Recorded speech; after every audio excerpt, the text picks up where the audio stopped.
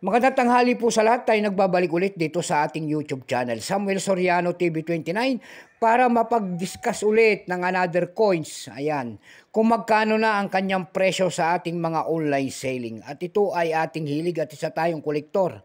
Ayan, magpapasalamat lamang tayo sa lahat ng ating mga subscriber po. Maraming salamat po sa lahat ng ating mga subscriber dyan. Thank you so much sa inyong lahat. Lalo na rin po yung mga sumusuporta dito sa ating YouTube channel. Thank you so much sa inyong lahat. Maraming salamat din po sa nanonood doon sa ating FB page. Ayan, Samuel Soriano. Lahat po na nakapalo doon sa akin ay maraming salamat sa inyo.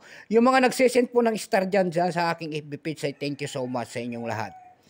Ayan, yun naman po hindi pa po nakapag-subscribe dito sa aking YouTube channel, anyayahan ko lang sana kayo. At malaking tulong na po o bagay ang inyong gagawin tulad ng pagpindot ng ating subscribe button, like and share para ma-update ko kayo sa mga latest ko pang gagawang mga video po. Ayan, para mayroon naman tayong pag-uusapang barya, guys. At ito po ay barya po ng BSP. 1 peso po, year 2003. Magnetic po ito, dalawang klase kasi ang ginawa ng BSP. Isang magnetic at saka hindi namamagnet. Ayan. Ito po ay namamagnet, frosted coins. Ayan, kung tawagin nila ito. Year 2003. Tignan natin kung magkano ng kanyang halaga sa ating mga online selling. Ayan. Siya po si Jose Rizal po. Dr. Jose Rizal, ang dakila natin bayani. At pagkatalikod naman natin, makikita naman natin ang year 1993, ang pagtatag ng ating Bangko Sentral. Ending cut wheel po. Ayan, cut wheel po yan. Diyan po bumabase ang ating mga kolektor kung ano reverse uday ang isang coins and Bangko Sentral ng Pilipinas. Ayan. Bago tayo magsimula sa ating talakin, kilalanin mo muna natin siya para makita natin ang kanyang presyo. Issue po nito ay Philippines, Period Republic 1946 up to date po. Type nito is under circulation coins. Years 2003 hanggang 2017. 2003 hanggang 2017 at ito po ay namamagnet.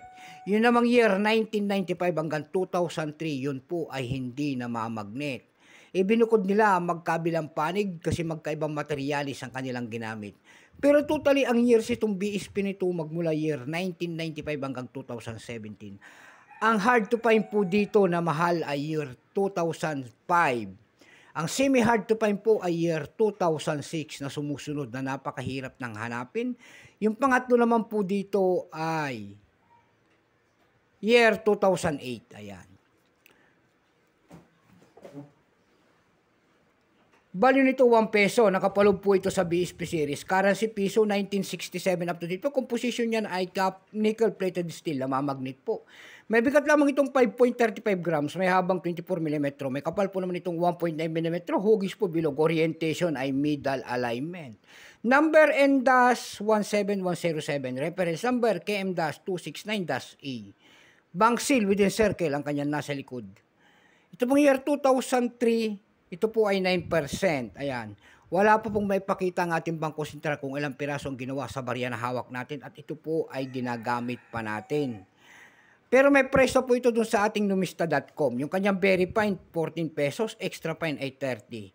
Dumako naman tayo sa kanyang mga presyo. Ayan. Mahirap nang magilap ng kanyang presyo itong magnetic na ito. Doon sa Carousel PH lang tayo nakakita ng kanyang price.